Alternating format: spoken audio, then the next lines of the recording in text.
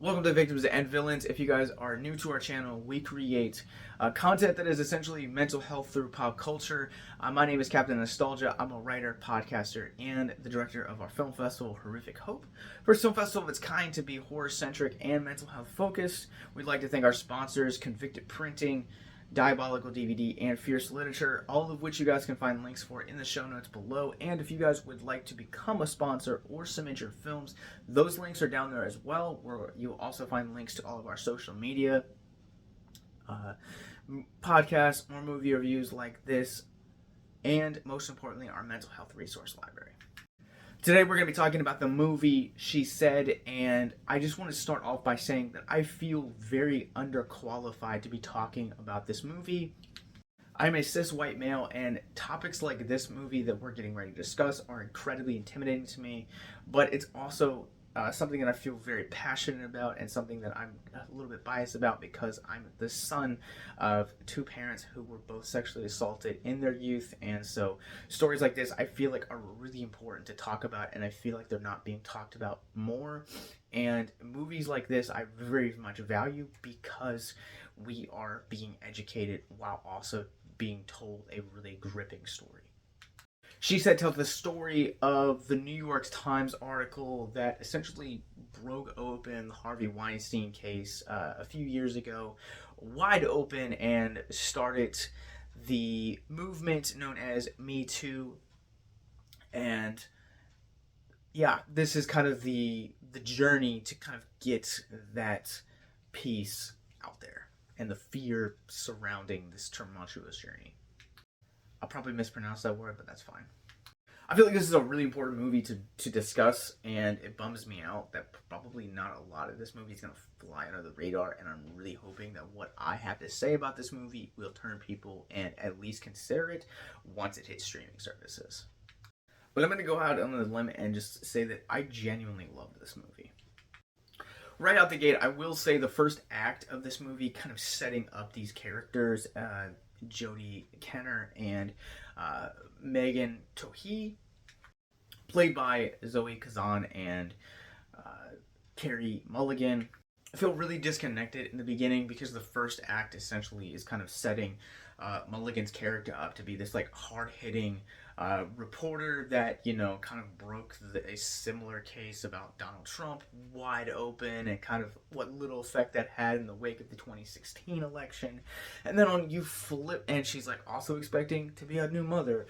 So then you flip it over, and then you can meet Kazan, who's a reporter that is essentially, you know, very passionate about talking about these things and has brought change to companies like Amazon and Harvard. And so these two characters feel very disconnected at first. Feels like the first act focuses a little heavy on Mulligan, and we don't see Kazan for a while, and then we see Kazan and we kind of forget about Mulligan, and it really feels like it has a hard time kind of balancing their personal lives, or their development at least, in the beginning of this movie. And then on the flip side of that, you also have like sequences that, like, the transitional like scenes are like really feels really choppy, and I feel like that kind of it's a little bit of a hard groove to kind of get into this movie for the first few minutes, for the first little bit of it. But once the film kind of finds its groove, Mulligan and Kazan are working together on this story, the movie really does kind of take off, and just never stops until it's like closing frames. This is a movie that I feel like encompassed and brought out so much of my emotions that I don't know if it's because of running a platform like Victims and Villains, or if this is because of my upbringing with my parents, who are both survivors of assault, or just being a Christian. Like, I don't know if any of those things, or if it's all three of those things, that really just kind of brought out a lot of emotions in me. I saw this movie alone in the theater, and I'm really kind of happy, and I feel like I benefited a lot from it because I got to kind of verbally express my emotions as they were coming, which I don't feel like I would have been able to do had there been other people there. Oddly enough, for as heavy as this movie feels, this movie actually made me laugh a few times, which surprised the crap out of me.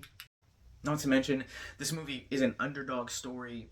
This movie is a biographical film, and so taking a lot of these elements from other genres that I love, and kind of incorporating them, and all of the emotions that come with that are almost like the hallmarks of those two genres work really well in this movie.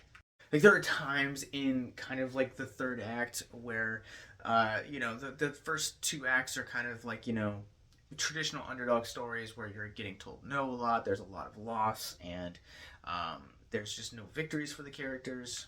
And then you get to the third act, and the characters start to get victories, and I couldn't help but just kind of throw my hands up like this. And some of the things that like this film brought out in me, like, it enraged me, it almost brought me to tears, and again, this movie is under 2.5 hours, and to incorporate that much emotions from your viewer in that little bit of time, it's incredible filmmaking. I also want to talk about the performances in this movie, because I feel like the performances in this movie are just absolutely brilliant. Mulligan in particular, like, she was one of my favorite performances a couple years ago in Promising Young Woman. This movie is just as incredible as Promising Young Woman, and her performance is a tour de force in this movie. Kazan, on the other hand, invoked a whole nother mess of emotions, because on one hand, she's kind of positioned to be a more experienced mother, but on the other hand, she's kind of, the film develops her to be a little less than experienced reporter, which I say that that's not the case, but it's kind of how the movie kind of talks about it, because we open up on Mulligan doing a report, and we don't really see Kazan do any reporting until like the tail end of the first act. Like, it's heard about, but it's not explicitly seen, so it's just kind of how the film positions it. So thank you to the actual real life Jodie Cantor and Megan Twohey and the New York Times that actually broke this story, because I feel like this story is really important. And just a side note real quick, a great companion or kind of previous viewing to this film before you watch it would be Untouchable on Hulu. Ursula McFarlane does a really good job at digging into kind of the foundations for Harvey Weinstein in terms of his predatorial nature and patterns, and I feel like just watching the two of these, it made the experience a little bit more complete. Now let's get back to the thoughts on the movie.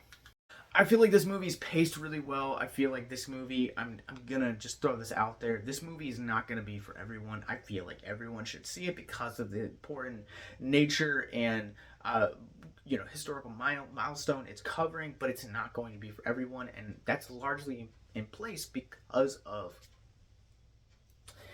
its pacing. Like I said, the pacing is a little bit awkward to kind of like balance in the first act of the film, and it is kind of like choppy as it kind of moves throughout the world, throughout the rest of the film. And there are definitely parts that feel like it does drag on, and definitely can feel like this movie is longer than it actually is, but I think it's more or less just because this is a film that feels uncomfortable, and it's because of that it's because of that reason that I'm recommending this film and its important subject matter. But again, I also know a story about something like this is not going to be for everyone, similarly to how Spotlight with Michael Keaton a few years ago was. It's a story that's very similar in tone, very similar in length, and very similar in pacing. And again, I feel like this movie, I understand, I get it. I think absolutely too. This movie does not waste its performances. This probably is one of my favoritely assembled casts that I've seen in recent memory. I know I just talked about the menu a few hours ago. Patricia Clarkson in this movie is absolutely incredible. Andre Braugher, who most people will probably know these days from Brooklyn Nine-Nine, delivers a really gripping performance. And I feel like just even the performances of actresses that are playing some of Harvey Weinstein's victims in this movie are just really well chosen and really well thought about, and makes it that much more impactful. And I don't know if this is like a spoiler alert or not, but one of Weinstein's victims actually stars in this movie, and it's just a very, very minor role, but I feel like it makes it more impactful because she's here. I feel like it kind of gives a little bit more gravity to this film, and I hope to see her do more stuff in the near future. Maria Schrader is the director of this movie, and she absolutely knocks out of the park with this movie. One of the things that I like is that this film purposely digs in and gets under the skin of the viewer to set up not only beautiful shots, but really uncomfortable sequences as well. There's a shot where it's literally just hallways, where it's like a hotel bathroom sequence, and you're kind of just seeing these various shots with either like actual audio from Weinstein and whoever he's attempting to prey on, or you're actually hearing an actress kind of recreate stuff, and you're kind of being walked through these scenarios, and it makes it really uncomfortable, but also at the same time there are just really beautiful shots in this movie. I think some of the cinematography that's in this movie is a really wise choice. Part of the reason that I love this movie as much as I do, and I am speaking its praises as high as I am, is because of how much of an art house film this film feels like.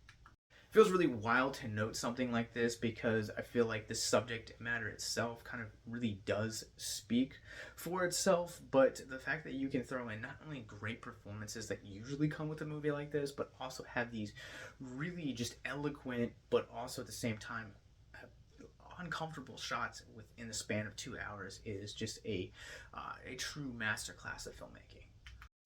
I would be remorse not to talk about the script by Rebecca Lenkiewicz, and if I mispronounce that name in any way, I'm really sorry. Yes, I do have some issues with this script, but I think this is probably one of the best scripts. All issues aside, I think this is one of the best written scripts I've seen brought to the screen in a major release this year.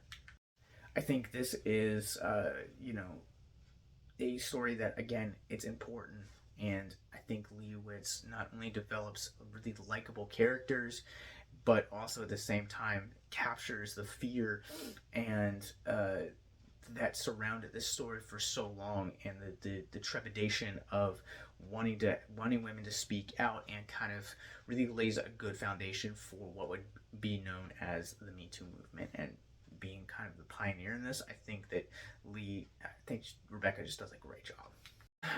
So I'm gonna go ahead and give this one a score. This one is a 4.5 out of 5 for me. I think this is one of the best films of the year. Performances across the board are incredible. The pacing has some issues, but I think like a lot of the sequences and cinematography and the direction that this film takes more than make up for it. And as I said in the beginning of this movie review, I feel really unqualified to talk about this movie, and so I'm not going to do a mental health moment for this film. I feel like this movie needs to speak out on its own, but I'm also going to throw out some statistics, and just to remind you that you are not alone.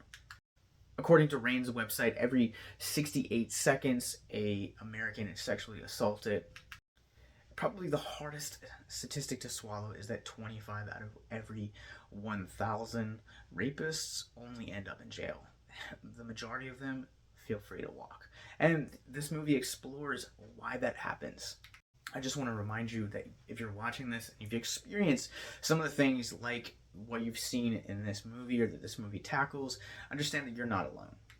I'm not going to try and tackle this topic any longer because again, I've never experienced this, but this movie teaches us as viewers that individuals, whether male or female, or non-binary, have gone through experiences, that there is a pattern in place and that you're not alone.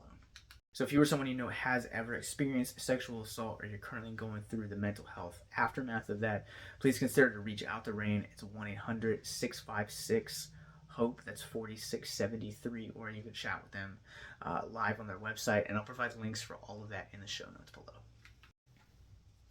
I hope this encourages any of you guys watching this right now to check out She Said. I think this is going to be probably one of the films of 2022 that definitely flies under the radar, mostly because of its subject matter. I feel like it's definitely worth at least a one-time viewing just to kind of understand the gravity of the film, of what the film talks about, and the subject matter. And I also want to throw this out there too, that anyone that's watching this, if you've experienced anything like what this movie discusses and you want to share your story, please feel free to email us, and we would love to give you a platform in order to do that, whether that is next week or next year or years past that.